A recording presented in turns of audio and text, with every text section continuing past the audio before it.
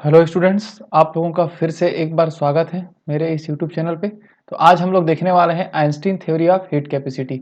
इससे पहले वाले वीडियो लेक्चर में मैंने हीट कैपेसिटी ऑफ सॉलिड्स के बारे में बेसिक्स को एक्सप्लेन कर दिया है कि क्या होता है एट हाई टेम्परेचर्स पे, लो टेम्परेचर्स पे एक्सप्लेन कैसे नहीं हुआ। मतलब जो बेसिक्स है हीट कैपेसिटीज ऑफ सॉलिड्स को लेकर के, उसको मैंने इससे पहले वीडियो लेक्चर में एक्सप्लेन कर दिया है। तो उसमें हम लोगों ने डुलॉन्ग एंड पेटिट लॉ के बारे में भी समझा था, जिन्होंने बताया है कि जो हीट कैपेसिटीज है इट हाई टेम्परेचर्स पे या फिर ऑल टेम्परेचर्स पे क्या होना चाहिए, 3R होना चाहिए। 3 × R गैस कांस्टेंट 3R होना चाहिए। जबकि ऐसा होता नहीं है। एट लो टेम्परेचर के केस में हीट कैपेसिटीज में थोड़ा वेरिएशन होता है ना। जब टेम्परेचर हम डिक्रीज करते हैं तो हीट कैपेसिटीज का मान भी क्या होता है, डिक्रीज होता है, जिसको एक्सप्लेन नहीं कर पाया है। तो इस वीडियो लेक्चर में हम Einstein theory of heat capacities में उसी को हम एक्सप्लेन करने वाले हैं कि एक हम एक्सप्रेशन निकालेंगे। एक्सप्रेशन निकालने के बाद देखेंगे एट हाई टेम्परेचर्स पे और लो टेम्परेचर्स पे हीट कैपेसिटी का वैल्यू किसी भी सॉलिड्स के लिए क्या क्या होता है। तो समझते हैं एक एक करके हीट कैपेसिटीज को। इस Einstein theory of heat capacities में हम एज अ ऑस्किलेटर लेके चलेंगे किसको, सॉलिड्स को। तो ये भी हम माइंड में, हमें ध्यान में रखना है। ठीक है, चलिए फिर स्टार्ट करते हैं। हीट कैपेसिटीज ऑफ किसके बेस पे, आइंस्टीन थ्योरी के बेस पे हम समझते हैं हमारा हीट कैपेसिटीज क्या होता है। तो देखिए, इन the classical explanation of specific heat, जो हमने इससे पहले वाले वीडियो लेक्चर को देखा हीट कैपेसिटीज ऑफ सॉलिड में, वो क्लासिकल थ्योरी को एक्सप्लेन करता है। जबकि जो आइंस्टीन थ्योरी हम जो पढ़ने वाले हैं किसके लिए, ये क्वांटम क्या होता है, ये क्वांटम थ्योरी को एक्सप्लेन कर रहे हैं। ये भी याद रखेंगे आप, क्वांटम एक्सप्लेन कर रहे हैं, क्वांटम थ्योरी पे एक्सप्लेन कर रहे हैं। मतलब आज हम जो पढ़ने वाले हैं क्वांटम थ्योरी के बेस पे एक्सप्लेन होगा। इससे पहले वाले में हमने डुलॉन्ग एंड पेटिट लॉ के बारे में जो समझा था वो क्या आपका क्लासिकल है। इसी को लिखा गया, in the classical explanation of specific heat the atoms in the solid were considered as a simple harmonic oscillator vibrating independently and having continuous energy between 0 to infinity. तो इस क्लासिकल थ्योरी में जो Dulong and petit में हमने क्या देखा था, उसको उसमें भी हमने सिंपल हार्मोनिक ऑस्किलेटर ही माना है सॉलिड को। और इसमें हमने बोला है कि जो एनर्जी है वो वाइब्रेशन, जो सिंपल हार्मोनिक ऑस्किलेटर के जो वाइब्रेशन हो रहा है उसका एनर्जी क्या है, कंटिन्यूअस है। जैसे कि 0 हो गया, ये इन्फिनिट, तो एनर्जी क्या है इसका, कंटिन्यूअस है। ठीक, ये कंटिन्यूअस बता रहे हैं। But this theory could not explain the experimental fact the heat capacity of all solid approaches eight low temperature. तो जो क्लासिकल थ्योरी है वो हमें क्या है, सॉलिड्स के जीरो एंड लो टेम्परेचर को एक्सप्लेन नहीं कर पाया था, जैसे मैंने पहले वीडियो लेक्चर को भी बताया है। तो this discrepancy was explain by Einstein. तो आइंस्टीन ने क्या किया, 1911 में इसी को एक्सप्लेन किया कि लो टेम्परेचर के केस में हीट कैपेसिटीज में वेरिएशन कैसे होता है और क्या है ये। तो देखते हैं अब आगे हम समझते हैं। अब इसमें कुछ कुछ एजम्पशंस है, समझ लेंगे। सबसे पहले आइंस्टीन थ्योरी कुछ एजम्पशंस है। The atoms are again consider identical independent harmonic oscillator in a classical theory.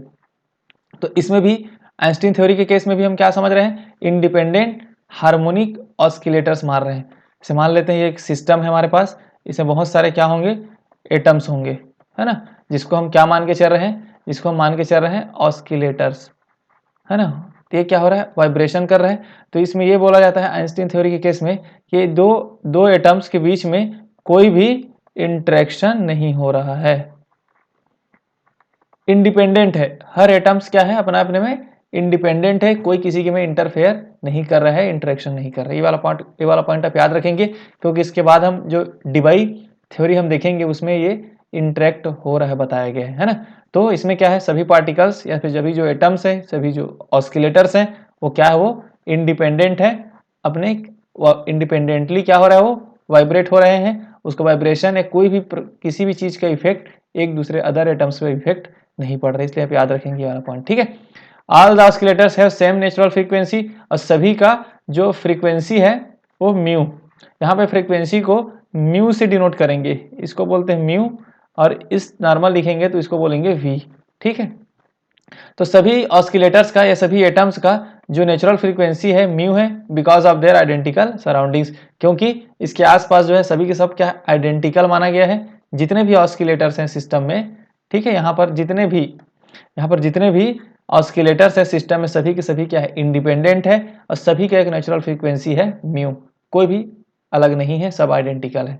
Third point इसमें माना गया है, ये solid element containing N atoms in equivalent to 3n one dimensional harmonic oscillator. तो इसका कितना डिग्री ऑफ फ्रीडम होगा, 3n degree of freedom है। अगर किसी भी सिस्टम में कितने एटम्स हैं, कितने ऑस्किलेटर्स हैं बोलेंगे तो n नंबर ऑफ एटम्स हैं, तो उसके केस में डिग्री ऑफ फ्रीडम कितना होगा, 3n होगा। ये मैंने पहले वाले वीडियो लेक्चर्स में ही बताया है। The energy spectrum of oscillator is not continuous but discrete. तो देखो जो हमने देखा था, एक होता था हमें बताया अभी क्लासिकल थ्योरी और दूसरा है क्वांटम थ्योरी। तो क्लासिकल के लिए हमने देखा था डुलोंग एंड पेटिट का इक्वेशन देखा है ना, प्रीवियस लेक्चर में हमने समझा था। अभी हम देख रहे हैं यहाँ पर आइंस्टीन का इक्वेशन, ठीक है। तो इसमें क्या बोला गया है, एनर्जी लेवल जो हमारा जीरो से लेकर के इन्फिनिटी तक क्या है, ये कंटिन्यूअस है, इसको कंटिन्यूअस बोल रहे हैं।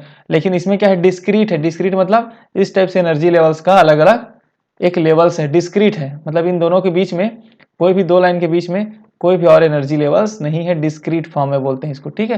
तो जीरो से लेकर के हायर एनर्जी लेवल तक अगर इन्फिनिटी तक भी जा रहे हैं हम लोग, तो क्या है, सभी एनर्जी लेवल इसमें डिस्क्रीट माना गया है Einstein theory of heat capacities में। जबकि हमने क्लासिकल या डुलोंग एंड पेटिट लॉ वाले जो हमने देखा था, उसमें क्या माना गया था, ये कंटिन्यूअस माना गया था। इसीलिए लिखा गया the energy spectrum of oscillators is not continuous but discrete है, ठीक। तो Einstein explain the variation of heat capacity with temperature by using Planck quantum theory of radiation. तो किसके बेस पे, quantum theory, Planck quantum theory के base में Einstein ने इसको एक्सप्लेन किया। आप समझते हैं आगे। ही assume that the oscillator can have vibrational energy. तो देखो जितने भी जो ऑस्किलेटर्स हैं सिस्टम में, है ना, सिस्टम में क्या है, ऑस्किलेटर्स हैं। तो जो भी ऑस्किलेटर्स है उसमें क्या होगा, वो वाइब्रेशनल एनर्जी होगा। ऑस्किलेटर क्या होगा, ऑस्किलेटर जो है आपको वाइब्रेट हो रहा है, तो वाइब्रेट हो रहा है तो उस पर क्या होगा, वाइब्रेशनल एनर्जी होगा। Which is a integral multiple of some minimum value, जो किसके इंटीग्रल मल्टीपल पे है, तो एक मिनिमम वैल्यू के। समझते हैं इसको भी। जैसे मान लेंगे हम एक मिनिमम एनर्जी क्या है, इस ई है, स्मॉल ई, या फिर इस टाइप से इसको बनाया गया है ना। ये क्या हो गया, एक मिनिमम एनर्जी, मिनिमम एनर्जी एक ऑस्किलेटर का, है ना। तो इसी के इंटीग्रल मल्टीपल है, मतलब एन ई। तो जो भी जितने भी उस सिस्टम में जितने भी एटम्स हैं, जितने भी ऑस्किलेटर्स जिसको बोल रहे हैं, वो किसी एक मिनिमम वैल्यू के मल्टीपल के फॉर्म में है। तो एन इज इक्वल टू 1 2 3 4 हो सकता है, मतलब एन क्या है यहाँ पर, क्वांटम नंबर के जैसे काम कर रहे हैं ना, उसके इसके मल्टीपल है, 1 2 3 4 के मल्टीपल है। तो मिनिमम एनर्जी हो गया हमारा ये वाला ई, ठीक है। इसके एन लगा दिए, मतलब हर ऑस्किलेटर क्या है, उस मिनिमम एनर्जी के इंटीग्रल मल्टीपल है, मतलब उसके साथ मल्टीप्लाई करते जाएंगे, उस वैल्यू का है। तो इसलिए एनर्जी क्या हो गया, E is equal to N ई।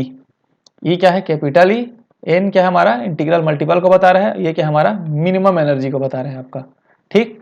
तो अब E इज इक्वल टू हमने पता है क्या होता है, एच म्यू, और एन का एन, और इस ई का हम वैल्यू यहाँ पे रख रहे हैं एच म्यू नॉट, क्योंकि म्यू नॉट किसको दिखा रहे हैं, यहाँ पे देख लो, यहाँ पे ये फ्रीक्वेंसी को म्यू से डिनोट करेंगे, है ना, ये म्यू नॉट करेंगे, ठीक है। तो फ्रीक्वेंसी ऑफ द ऑस्किलेटर दिखा रहा है, और म्यू नॉट किसको दिखाएगा, स्मॉलेस्ट अलाउड फ्रीक्वेंसी, क्योंकि ये मिनिमम एनर्जी को बता रहा है। मिनिमम जो सबसे कम वाइब्रेशन हो रहा है उसका फ्रीक्वेंसी दिखा रहा है, उस ऑस्किलेटर का फ्रीक्वेंसी दिखा रहा है। तो इसलिए हम क्या लिखें इसमें, स्मॉलेस्ट अलाउड फ्रीक्वेंसी, और इसी के मल्टीपल में हमें मिलेगा सभी ऑस्किलेटर का फ्रीक्वेंसी या फिर एनर्जी। तो E is equal to H mu लिख दिए, और ये नॉर्मल इस वाले ई का, इस वाले ई का हम क्या लिख रहे हैं, एच म्यू नॉट। तो यहाँ पे लिख दिया है हमने एच म्यू नॉट। तो यहाँ पर एच और एच कट गया, तो बचा क्या, mu is equal to N mu naught. तो म्यू याद रखेंगे, फ्रीक्वेंसी को हम हमेशा म्यू बोलेंगे, वेलोसिटी को वी बोलेंगे, और वॉल्यूम को कैपिटल वी बोलेंगे, ठीक है। आने वाले आपको समझ में आएगी इस चक्कर, इस वे में। तो यहाँ तक आपने सिंपल से एजम्पशंस को समझा कि क्या क्या माना है आइंस्टीन ने, उसको ऑस्किलेटर माना है, इंडिपेंडेंट माना है ना, एनर्जी लेवल को नॉट कंटिन्यूअस नहीं माना है, डिस्क्रीट माना है, और सभी जो एनर्जी लेवल्स हैं वो किसके हैं, वो किसी इंटीग्रल के मल्टीपल के हैं, मिनिमम वैल्यू के। तो यहाँ तक मैंने क्लियर कर दिया, ठीक है। अब हम आगे आते हैं। Thus all oscillators are not vibrating with the same frequency but have values which are simply on integral of the smallest frequency. हमें ये तो पता है कि जितने भी ऑस्किलेटर्स हैं सिस्टम में, जितने भी एटम्स हैं जो ऑस्किलेटर्स हैं, सभी क्या सेम फ्रीक्वेंसी से क्या हो रहा है, वाइब्रेट तो नहीं हो रहा है ना, vibration not same frequency, same frequency से वाइब्रेट नहीं हो रहा है, बट किसके फ्रीक्वेंसी से वाइब्रेट हो रहा है बोला आइंस्टीन, उसके इंटीग्रल मल्टीपल के। इंटीग्रल मल्टीपल मतलब 2 3 गुना या फिर 4 टाइम्स 3 टाइम्स 2 टाइम्स, मतलब इंटीग्रल मल्टीपल के एक मिनिमम जो वाइब्रेशन का फ्रीक्वेंसी है ना, मिनिमम जो स्मॉलेस्ट अलाउड फ्रीक्वेंसी, उसके क्या है, इंटीग्रल के फॉर्म में है V0 के। देखो V मतलब नहीं है यहाँ पर, क्या है यहाँ पे म्यू जीरो है, ठीक। तो the number of oscillator possessing a frequency can be determined from the Boltzmann distribution. तो बोल्ट्जमैन डिस्ट्रीब्यूशन के थ्रू हमें पता है अगर हमें किसी भी का डिस्ट्रीब्यूशन के फॉर्म में निकालना है ना, तो हम किसका यूज़ करते हैं, बोल्ट्जमैन का। तो हमने देखा था N I is equal to N zero exponential की पावर में क्या है माइनस ई आई और के टी। ठीक है, तो के क्या है यहाँ पर बोल्ट्जमैन कांस्टेंट, टी क्या है टेम्परेचर है, और ई आपको पता है ई क्या है मिनिमम एनर्जी है। ये ई आई क्या है मिनिमम एनर्जी। तो यहाँ पर लिखा where E I is the energy of the ith oscillator. तो यहाँ पर ई आई लिख दिया तो क्या होगा एनर्जी ऑफ ith ऑस्किलेटर की बात कर रहा है। एन जीरो क्या हमारा कांस्टेंट है। तो हमने दिखा दिया किसके बेस पे बोल्ट्जमैन डिस्ट्रीब्यूशन जो हमने पढ़ा है अपने स्टैटिकल थर्मोडायनेमिक्स में। ठीक, अब हम आते हैं एवरेज, हम पढ़ते हैं average energy of the oscillator is given by. तो average energy of oscillator is given by किसके बेस पे, देखो एवरेज है, एवरेज के लिए ई की पावर क्या लिखे हैं 1 मिनट है ना, ई की पावर ऊपर में लाइन खींचा जाता है एवरेज के लिए।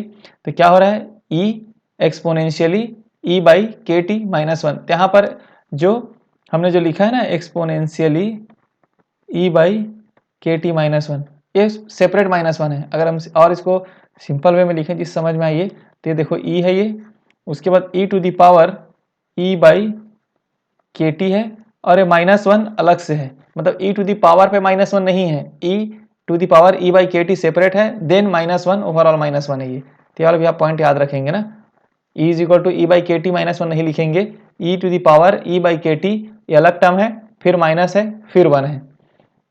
तो अगर हम ई टू द पावर नहीं लिखना चाहते हैं तो क्या लिखते हैं हम लोग एक्सपोनेंशियल ई एक्स पी के फॉर्म में भी हम लोग दिखा देते हैं, यहाँ पर उस फॉर्म में लिखा गया। तो ये हो गया इक्वेशन 2।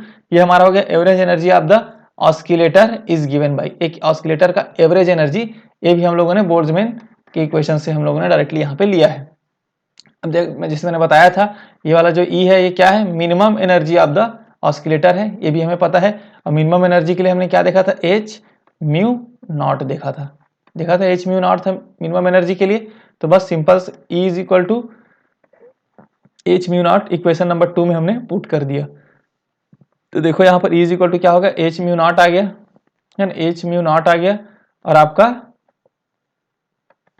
और नीचे में भी क्या आ जाएगा एक्सपोनेंशियल के बाद ई की जगह H mu naught by K T, और ये हो गया आपका माइनस वन। तो ये डायरेक्टली इक्वेशन नंबर 3 हो गया।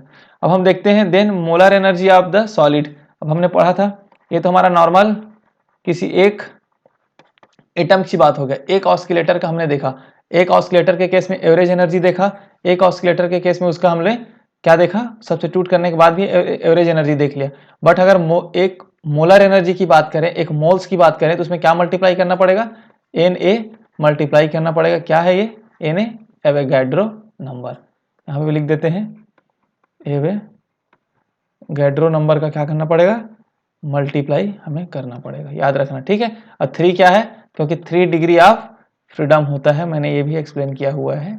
ठीक है, वाइब्रेशनल मोड में अगर हम ऑस्किलेटर को हम मान ले हम एज्यूम कर रहे हैं कि जो ऑस्किलेटर है वो क्या हो रहा है वाइब्रेट हो रहा है, तो वाइब्रेट हो रहा है तो उसमें 3 टाइप्स के वाइब्रेशनल डिग्री ऑफ फ्रीडम हमें जनरेट होता है, 3 टाइप का हमें मिलता है। ठीक है, तो इसलिए हमें 3 लिए यहाँ पर, तब डायरेक्टली हम एवरेज एनर्जी जो वैल्यू हम जो इक्वेशन नंबर 3 में हमारा जो निकला है इसको हम यहाँ पे पुट कर दिए किसके जगह 3 ई की जगह, तो 3 लिख दिए, ई की जगह पे हमने क्या लिख दिया H mu naught by exponentially H mu not के टी माइनस वन। ये वाला इक्वेशन हमारा आ गया यहाँ तक। ठीक है, ये वाला इक्वेशन क्लियर हो गया यहाँ तक। अब हम देखते हैं corresponding molar heat capacity of solid. अब देखो हमने क्या देखा मोलर एनर्जी ऑफ सॉलिड देख लिया, एनर्जी को मोलर के फॉर्म में देख लिया। अब हम इसको हीट कैपेसिटीज के फॉर्म में देखेंगे। तो मैंने बताया था कि हीट कैपेसिटी क्या होता है delta D E by D T, या फिर डेल्टा बोलेंगे, मतलब इंटरनल एनर्जी का क्या करते हैं डिफ्रेंशिएशन करते हैं किसके रेस्पेक्ट में टेम्परेचर के रेस्पेक्ट में। तो यहाँ पर जो इक्वेशन आया है हमारे पास ये वाला इक्वेशन आर लिख देते हैं ना, इक्वेशन आर को क्या किया हमने डिफरेंशिएट कर दिए किसके रेस्पेक्ट में डेल्टा टी के रेस्पेक्ट में। तो हमें ये जो फाइनल एक्सप्रेशन है ये हमें मिलेगा, हम इसमें डिफरेंशिएशन नहीं कर रहे हैं यहाँ पर डिटेल में। ठीक है, हमें ये वाला पॉइंट हमें याद रखना है कि हमें डिफरेंशिएशन करने के बाद हमें क्या मिला CV heat capacity of molar heat capacity क्या मिला किसी भी सॉलिड का, तो 3Na के Boltzmann constant h mu by K T का होल स्क्वायर, फिर exponential h mu by K T divided by exponential h mu by K T minus one का होल स्क्वायर। देख रहे हो यहाँ पे माइनस वन इतना का होल स्क्वायर। तो ये हमारा फाइनल एक्सप्रेशन हो गया किसके लिए? इसी इक्वेशन को हम क्या बोलते हैं? Einstein equation. तब ये वाला पॉइंट को आप याद रखेंगे। आइंस्टीन इक्वेशन कैसे हम लोगों ने फाइंड किया? नॉर्मली है, हमें एवरेज एनर्जी निकाला, है ना। एवरेज एनर्जी में हमने क्या किया? फिर उसके बाद मोलर एनर्जी निकाला। मोलर एनर्जी के लिए हमने एवोगैड्रो नंबर का मल्टीप्लाई कर दिया। 3 डिग्री ऑफ फ्रीडम होता है वाइब्रेशन का, तो 3 हम मल्टीप्लाई कर दिए। तो इस टाइप से हमने देख लिया, यहाँ पे निकल गया। अब इस इक्वेशन को यूज करके हमें अपना दो कंडीशंस को बनाना है, एक हाई टेम्परेचर के केस में, एक लो टेम्परेचर के केस में। मेन मोटिव क्या था? हमें आइंस्टीन थ्योरी किसको एक्सप्लेन करना चाह रहा है वो? एट लो टेम्परेचर के केस में जो हीट कैपेसिटी का वैल्यू है, टेम्परेचर जीरो की ओर टेंड्स करता है, तो हीट कैपेसिटी का वैल्यू भी जीरो हो जाता है। इसी को एक्सप्लेन करना था, जिसको डुलोंग एंड पेटिट ने जो क्लासिकल थ्योरी है वो एक्सप्लेन नहीं कर पाया था, तो क्वांटम थ्योरी का यूज करके यहाँ पे एक्सप्लेन करना चाह रहा है। ठीक है, तो सबसे पहला कंडीशन हम लोग देख लेते हैं, हीट कैपेसिटी। पहला केस क्या है? Heat capacity eight lower temperature के केस में। जब टेम्परेचर लो हो तब हीट कैपेसिटी के केस में क्या होगा? तो at lower temperature we have H mu naught है ना, बाई के टी है। तो के टी क्या है हमारा? लोअर टेम्परेचर मतलब टेम्परेचर कम है ना, तो क्या हो रहा है? H mu not is greater than के टी, क्योंकि टेम्परेचर लो है। H mu naught by K T है, तो टेम्परेचर अगर लो कर रहे हैं हम लोग तो एच म्यू नॉट क्या होगा? ज्यादा हो जाएगा, बहुत ज्यादा हो जाएगा। तो ये वाला वैल्यू, ठीक है। तब देखो, तो एक्सप्रेशन से क्या है? एक्सपोनेंशियल, जो एक्सप्रेशन में क्या है हमारे पास? एक्सपोनेंशियल एच म्यू नॉट के T is greater than one, क्योंकि टेम्परेचर बहुत कम है। अगर टेम्परेचर लो हो रहा है तो ये वाला टर्म क्या हो जाएगा? ये वाला टर्म पूरा ज़्यादा हो जा रहा है। तो एक्सपोनेंशियल आपका एच म्यू नॉट और के टी बहुत ज़्यादा हो जाएगा वन से। यहाँ तक क्लियर? तो अंडर दिस कंडीशंस, जो इक्वेशन नंबर 10 जो आया हमारे पास, सॉरी इक्वेशन नंबर क्या है? 4th है ये वाला, है ना। जो इक्वेशन नंबर, जो ये वाला इक्वेशन है ना, इस इक्वेशन को क्या करेंगे हम? अब देखो यहाँ पर इक्वेशंस को भी लिख देते हैं। तो C B is equal to आया क्या है? 3 Na के एच म्यू नॉट के T by whole square, K T का whole square exponential H mu K T by exponential H mu K T minus one का होल स्क्वायर, ये आया है ना। तो देखो अभी हम लोग ने देखा, जब टेम्परेचर एट लो टेम्परेचर के केस में टेम्परेचर लो है ना, तो उस केस में क्या हो रहा है? H mu not is greater than के टी हो रहा था। तो ये ओवरऑल जो एक्सपोनेंशियल एच म्यू नॉट के टी का जो वैल्यू हो ग्रेटर देन वन हो जाएगा। तो हम यहाँ पर इस वन को क्या कर सकते हैं? नेग्लेक्ट कर सकते हैं, क्योंकि बहुत ज़्यादा है उससे, तो इस वन को नेग्लेक्ट कर देंगे। नेग्लेक्ट करने पे क्या हो जाएगा? ये वाला पूरा टर्म आपका नेग्लेक्ट हो गया। तो 3 Na के एच म्यू नॉट के टी का square exponential H mu not के टी और एक्सपोनेंशियल एच म्यू नॉट के टी का होल स्क्वायर, क्योंकि माइनस वन को हमने नेग्लेक्ट कर दिया। क्यों नेग्लेक्ट कर दिए? क्योंकि आपका जो ये वाला टर्म है ये बहुत ज़्यादा है आपके वन से, तो ये वाला टर्म, तो इसलिए वन वाला टर्म नेग्लेक्ट हो गया। ठीक, अब इसके हम क्या करते हैं? तो देखो 3, अब आगे सॉल्व करते हैं। 3 Na के एच म्यू नॉट के टी का whole square exponential H mu naught by K T है ये ऊपर वाला। अब देखो ये वाला टर्म ऊपर जा रहा है, ये वाला टर्म कहाँ जा रहा है? ऊपर जा रहा था। एक्सपोनेंशियल एच म्यू नॉट, ये पूरा होल स्क्वायर है, याद रखेंगे क्या है? पूरा ये होल स्क्वायर है। तो इसका वैल्यू क्या होगा? ओवरऑल 2 था, तो ऊपर जाकर के क्या हो गया? -2, -2 है। और यहाँ पर क्या है? +1 है, तो +1 और -2 मल्टीप्लाई होगा तो क्या बचेगा? -1, है ना। जो भी हमारा एक्सप्रेशन होता है ना, a to the power x into a to the power y is equal to क्या होता है? a to the power x plus Y. तो यहाँ पर क्या है? e to the power h mu not के टी की पावर +1 है, और क्या है? e to the power h mu not के टी टू द पावर क्या है हमारे पास? देखो ये 1 जो है ना पूरा का है ना, तो वैसे इसका पूरा का क्या है? -2 है, तो इसको -1 और सॉरी +1 है ना, +1 और -2 करेंगे तो -1, तो -1 ऊपर बचेगा। तो यहाँ पर एक क्या है? पूरा ब्रैकेट है -1। अब ये -1 इससे मल्टीप्लाई हो जाएगा अंदर में एक्सपोनेंशियल, तो एच म्यू नॉट के टी था यहाँ पर, अब क्या हो जाएगा? माइनस मल्टीप्लाई होकर के ओवरऑल क्या बन गया हमारा फाइनल एक्सप्रेशन? 3 Na के एच म्यू नॉट के T by whole square by exponential minus h mu not के टी। तो क्या हो गया? ये वाला जो -1 था, है ना, माइनस है, वो कहाँ पे मल्टीप्लाई होकर के सामने में आ गया, तो exponential minus h mu not के टी होता है। ये हमारा हो गया सी वी। एट लो टेम्परेचर के केस में हमने क्या निकाला? सी वी निकाल दिया। अब ये जो एक्सप्रेशन है ना, यही एक्सप्रेशन उसको एक्सप्लेन कर रहा है। क्या बोल रहे देखो, on decreasing the temperature exponential factor decreases. देखो यहाँ पर जब हमने टेम्परेचर को क्या कर रहे हैं, यहाँ पे समझते हैं ये एक्सपोनेंशियल है माइनस एच म्यू नॉट के टी है। देखो अगर हम टेम्परेचर को क्या कर रहे हैं, डिक्रीज कर रहे हैं, टेम्परेचर को डिक्रीज कर रहे हैं, तो यहाँ पर क्या है, यहाँ पर क्या है, माइनस है। अरे इस एक्सप्रेशन में क्या है, माइनस है, तो माइनस मतलब ओवरऑल क्या हो रहा है, ये डिक्रीज हो रहा है, ये भी क्या हो रहा है, डिक्रीज हो रहा है। ठीक, डिक्रीजिंग द टेम्परेचर, टेम्परेचर को डिक्रीज कर रहे हैं तो एच म्यू नॉट तो बढ़ रहा है, लेकिन यहाँ पर क्या हो गया है, सामने में क्या आ गया है, माइनस आ गया। माइनस आने की वजह से एक्सपोनेंशियल फैक्टर भी डिक्रीज हो रहा है much faster than corresponding increases the factor.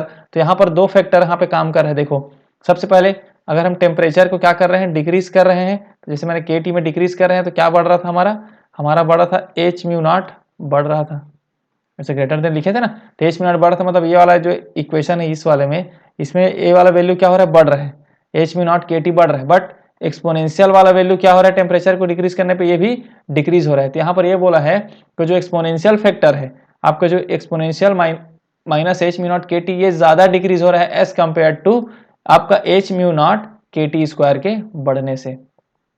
समझते हैं, ये हमारा फाइनल एक्सप्रेशन आया है। ठीक है, फाइनल एक्सप्रेशन आया हमारा, इसको हम ग्रीन समझते हैं। फाइनल एक्सप्रेशन आया सीवी का, तो इसमें दो फैक्टर है, एक ये वाला टर्म है फर्स्ट टर्म, और एक आपका ये वाला टर्म है सेकेंड टर्म। तो जो सेकेंड टर्म है, देखो टेम्परेचर को डिक्रीज कर रहे हैं तो जो सेकेंड टर्म है वो भी डिक्रीज हो रहा है, लेकिन फर्स्ट टर्म क्या हो रहा है, इंक्रीज हो रहा है। तो सेकेंड टर्म का जो डिक्रीज होना वो ज्यादा फास्ट हो रहा है एज कंपेयर टू बोल रहा है फर्स्ट टर्म का इंक्रीज होने से। क्लियर? अब दो टर्म, एक्सपोनेंशियल वाला को सेकेंड टर्म मैंने मान के चल रहा हूँ, exponential minus h mu not के टू को, अगर एच म्यू नॉट के टी का होल स्क्वायर को जो हम क्या फर्स्ट टर्म मान के चल रहा हूँ। तो यहाँ पे दोनों टर्म के बारे में बात कर रहे हैं। जब टेम्परेचर को डिक्रीज कर रहे हैं, जो सेकेंड टर्म है एक्सपोनेंशियल वाला वो भी डिक्रीज हो रहा है, और जो फर्स्ट टर्म है वो इंक्रीज हो रहा है, बट जो डिक्रीज होने का जो प्रोसेस है फास्ट है एज कंपेयर टू इंक्रीज होने का। तो ओवरऑल टेम्परेचर जब डिक्रीज कर रहे हैं तो क्या हो रहा है, हमारा हीट कैपेसिटी भी डिक्रीज हो रहा है। इसी को एक्सप्लेन किया, तो कंसिक्वेंटली क्या बोला वो, CV decreases with decrease in temperature. तो हीट कैपेसिटी क्या हो रहा है, डिक्रीज हो रहा है। सीवी यहाँ पे समझ रहे हैं ना सभी लोग, सीवी का मतलब है heat capacity at constant volume, और कांस्टेंट वॉल्यूम मैंने क्यों लिया है, क्योंकि सॉलिड है, सॉलिड के केस में वॉल्यूम उसका फिक्स रहता है, ये भी मैंने अपने फर्स्ट वीडियो लेक्चर में बता दिया है। ठीक, तो सीवी डिक्रीज हो रहा है तो हमारा क्या हो रहा है, टेम्परेचर भी डिक्रीज हो रहा है। तो रीजन क्या है बोला था, इसका आइंस्टीन ने कुछ रीजन दिया था, वो decrease is basically due to the lesser absorption of energy by the oscillator at low temperature. इसका आइंस्टीन ने इक्वेशन एक्सप्लेनेशन भी दिया है, जो सीवी क्या हो रहा है हमारा, डिक्रीज हो रहा है ना, सीवी क्या हो रहा है, डिक्रीज हो रहा है एट लो टेम्परेचर। रीजन क्या है बोला था, laser absorption of energy.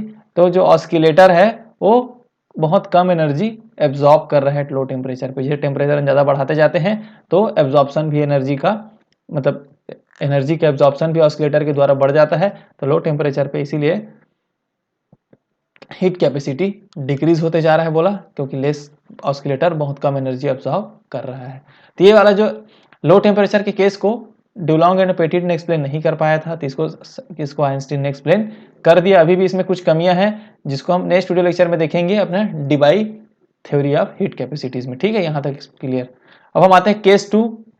Case two के केस में देखते हैं heat capacities of higher temperature. देखो हमने हीट कैपेसिटी देख चुका है, इसका वैल्यू कितना आना चाहिए, 3R आना चाहिए, हमने प्रीवियस वीडियो लेक्चर में देखा। ये हमें प्रूफ करना है हाई टेम्परेचर के केस में। तो देखो हाई टेम्परेचर के केस में KT इस बार ग्रेटर देन हो जाएगा एच म्यू नॉट से। तो ये हमारा फाइनल एक्सप्रेशन है 3NK H mu naught by KT exponential H mu naught KT exponential H mu naught KT minus 1 का होल स्क्वायर। ये तो हमारा पहला एक्सप्रेशन है। ठीक है, तो एक्सपेंडिंग द एक्सपोनेंशियल फैक्टर को एक्सपेंड करेंगे एज ए मैथमेटिक्स के फॉर्म में, तो ऊपर वाले का टर्म का क्या हो जाएगा, 1 plus H mu naught KT plus, और आगे एक्सप्रेशन होगा।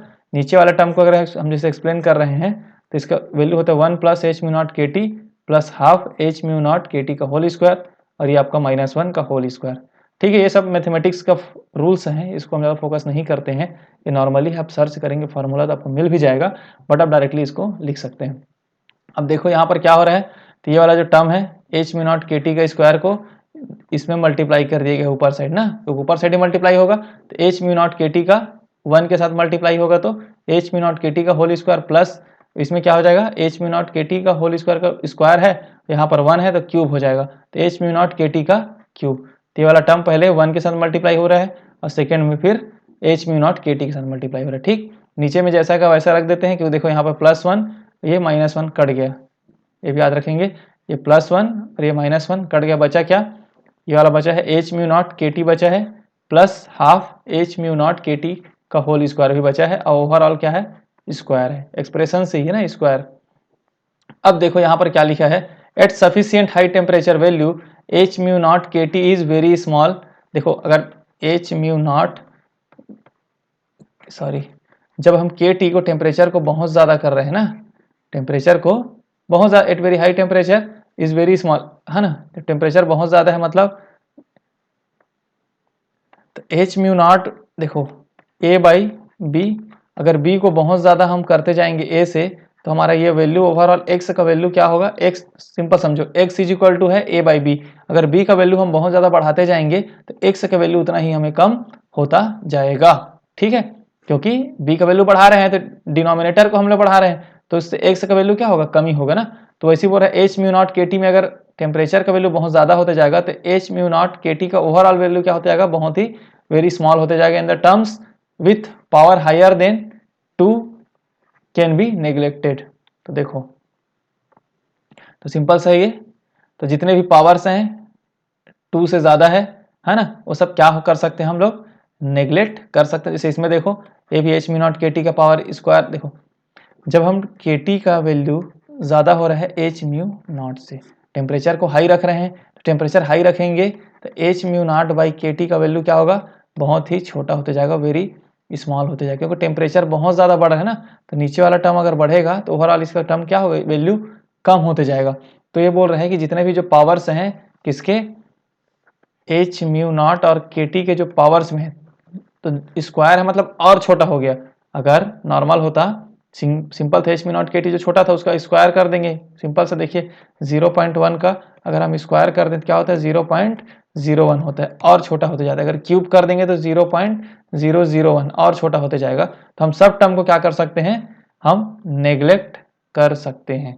क्या कर सकते हैं, सभी टर्म को नेग्लेक्ट। तो हमारे पास क्या बचेगा, ए भी टर्म नेग्लेक्ट, ए भी, क्योंकि देखो यहाँ पर स्क्वायर है ना, ये वाला जो स्क्वायर है ये मल्टीप्लाई होगा, तो h म्यू नॉट, मैं यहाँ पे अगर नॉर्मली लिख दूँ उसको तो क्या होगा, देखते हैं ना एक बार, 3n(a)k हो गया, ऊपर में क्या है, h म्यू नॉट KT का स्क्वायर है, ये भी स्क्वायर टर्म है, प्लस h म्यू KT का क्यूब है, ये भी नेग्लेक्ट हो जाएगा। अब यहाँ पर जो स्क्वायर है ब्रैकेट के बाहर, जो ब्रैकेट के बाहर आपका जो स्क्वायर है ये क्या होगा, ये मल्टीप्लाई होगा इन दोनों में, तो क्या होगा, ये नीचे h म्यू नॉट KT का होल स्क्वायर प्लस हाफ, ये h म्यू नॉट KT का पावर 4 हो जाएगा। तो सभी टर्म क्या होगा, बहुत छोटा वैल्यू होने की वजह से सभी टर्म को हम लोग कर दिए नेग्लेक्ट, सिर्फ हमारे पास बचा क्या, तो CB is equal to 3nk बचा है। क्या बचा है, 3nk बचा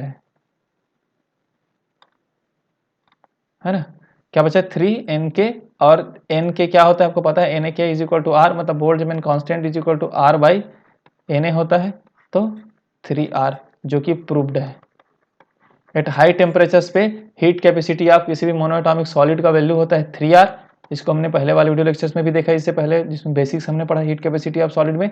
एट लो टेम्परेचर के केस में हम यहाँ पर एक्सप्लेन कर दिए हैं कि कैसे वो डिक्रीज हो रहा है, जब टेम्परेचर को डिक्रीज कर रहे हैं तो हीट कैपेसिटी भी डिक्रीज होगा। तो ये हमने देखा Einstein theory of heat capacity के बारे में डिटेल में, क्या होता है पूरा लिखना है आपको, एजम्पशंस को लिखना है, क्या क्या उसने एज्यूम किया है, एज्यूम करने के बाद कैसे उसको डिराइव किया है, ये भी हम नॉर्मली वे में समझेंगे। इसमें 2-3 पॉइंट आप याद रखेंगे, इसमें जो भी एटम्स है उसको ऑस्किलेटर माना गया, वाइब्रेशन करता है, वाइब्रेशन करे तो उसमें वाइब्रेशनल एनर्जी होगा, इसको एवरेज एनर्जी बोल रहे हैं, एक मिनिमम एनर्जी होगा, उसके इंटीग्रल मल्टीपल में होगा, इसमें एनर्जी कंटिन्यूअस फॉर्म में नहीं हो क्योंकि इसमें डिस्क्रीट होगा, और डिस्क्रीट होगा इसीलिए उसके इंटीग्रल मल्टीपल में होने वाला है ये। ठीक है, तो ये सब डिटेल में आप आराम से आप नोट्स में क्लियर लिखेंगे तो आपको बहुत अच्छे से समझ में आएगा। उम्मीद करता हूँ वीडियो आपको अच्छा लगा होगा। अगर वीडियो आपको अच्छा लगा होगा तो चैनल को सब्सक्राइब कर दें, वीडियो को लाइक कर दें और अपने दोस्तों में शेयर कर दें। मिलते हैं नेक्स्ट वीडियो लेक्चर में, तब तक के लिए थैंक यू।